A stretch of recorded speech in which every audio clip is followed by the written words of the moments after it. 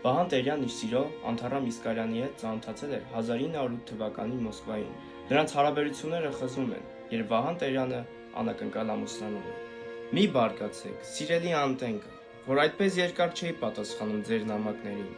Բանն այն է, որ ես ամուսնացել եմ, եւ դրանով իսկ ինքնին վերացավ իմ ձեզ մոտ գալու հարցը։ Թեև ձեզ տեսնելու իմ ցանկությունը հիմա նվազ չէ, քան առաջ։ Երբ ձեզ գրում էի, թե կգամ, ամենևին չէի ենթադրում, որ դա, այսինքն իմ ամուսնությունը, այդքան շուտ կկայանա։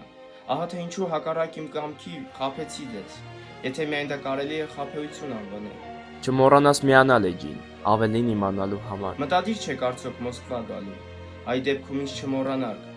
Ասենք այդ ամենի մասին ես հիմա չեմ համարձակվում խոսել, որովհետև կարծում եմ, որ սարսափելի բարկանում եք ինձ վրա եւ չեք էլ ուզենա ինձ ճանաչել։ Իսկ եթե ոչ, ապա գրեցեք եւ մենք դարձյալ կլինենք բարեկամներ, հա։ Հա, ախր դուք չգիտեք, թե ես ում հետ եմ ամուսնացել։ Թե գիտեք։ Հավանաբար այո, իմ կինը ձեզ ծանոթ է, Սուսաննա։ Դե ահա, ուրեմն կգրեք ինձ, Անտենկա, սիրելի։